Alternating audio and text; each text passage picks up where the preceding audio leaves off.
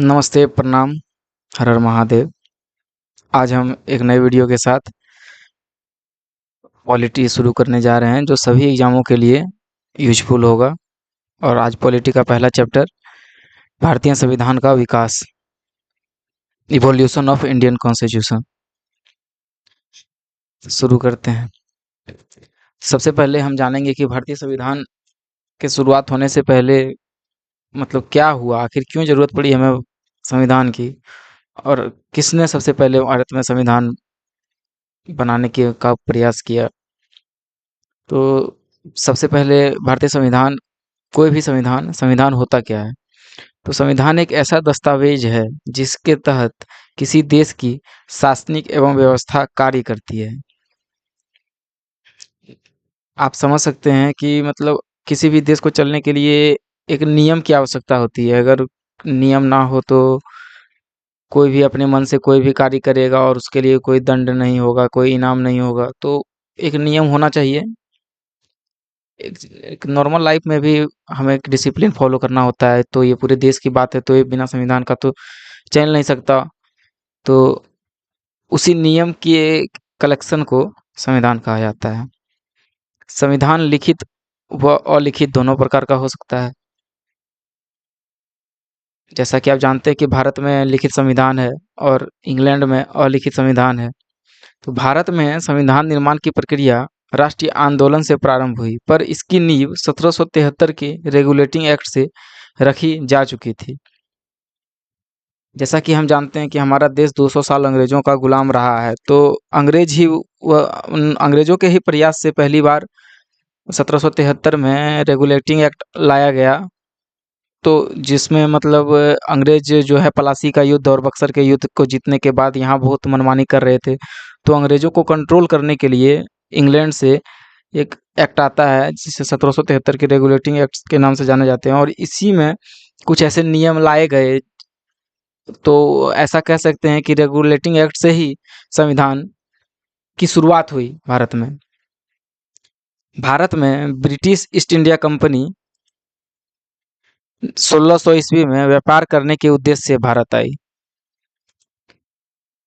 महारानी एलिजाबेथ के चार्टर द्वारा भारत में व्यापार करने की अनुमति प्राप्त थी। कंपनी शुरुआत में सिर्फ व्यापारिक कार्यों तक सीमित थी। देखिए, ब्रिटेन की महारानी एलिजाबेथ थी, उसमें उन्होंने एक चार्टर तैयार किया कि आप भारत जाइए और वहाँ पे व्यापार कीजिए।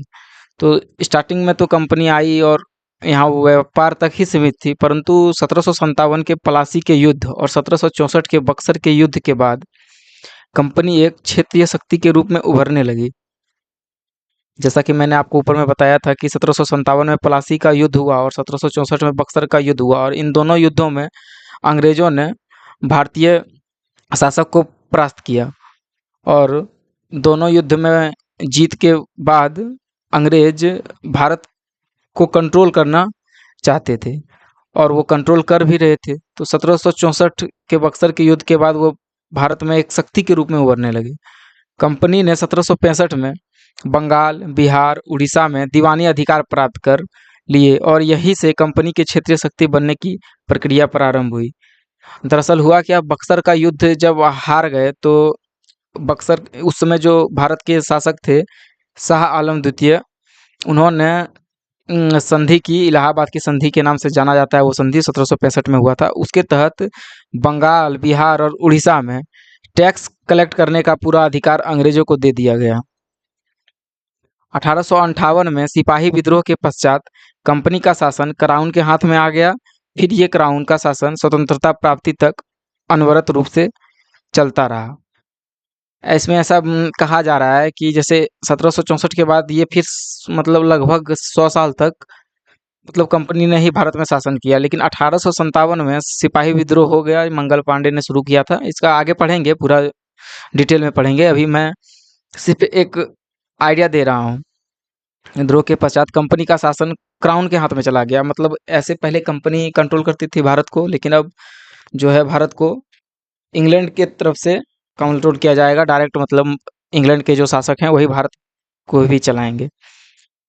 तो उसका ऐतिहासिक पृष्ठभूमि भूमि इस तरह से बांटा जा सकता है भारतीय पॉलिटी को, राजशास्त्र को, कि कंपनी का शासन जो है 1773 से 1858 तक रहा, और 1857 में सिपाही विद्रोह के बाद 1858 से क्राउन का शासन रहा। क्राउन का शासन का अर्थ है हुआ कि जो शासक अंग्रेज ब्रिटेन में शासन करते थे वही शासक भारत में भी शासन करेंगे। तो पहले हम कंपनी के शासन के बारे में पूरी जानकारी ले लें। तो 1773 से 1858 तक कंपनी का शासन रहा, और इसे कंट्रोल करने के लिए सबसे पहला एक्ट जो आया था, रेगुलेटिंग एक्ट 1773 में, इसमें क्या क्या खासियत थी इस एक्ट की, इस बारे में चर्चा करते हैं। तो इस अधिनियम का अत्यधिक संवैधानिक महत्व है। जैसा कि हमने कहा कि अंग्रेज मनमाने ढंग से देश को चला रहे थे, क्योंकि वो कंपनी के हाथों में थी, एक प्राइवेट कंपनी थी, उसके हाथों से देश चला रहा था। तो उसका मकसद था कि ज़्यादा से ज़्यादा धन कैसे कमाया जा सके। तो इसके तहत पहली बार कंपनी के प्रशासनिक एवं राजनीतिक कार्यों को मान्यता मिली। तो 1773 का रेगुलेटिंग एक्ट जब आया, तो इसमें मतलब किया क्या गया कि मतलब प्रशासनिक कार्य और राजनीतिक कार्यों को अलग अलग कर दिया गया। इसके द्वारा भारत में केंद्रीय प्रशासन की नींव पड़ी, क्योंकि कंपनी ही प्रशासनिक कार्य भी करते थे, राजनीतिक कार्य भी करते थे।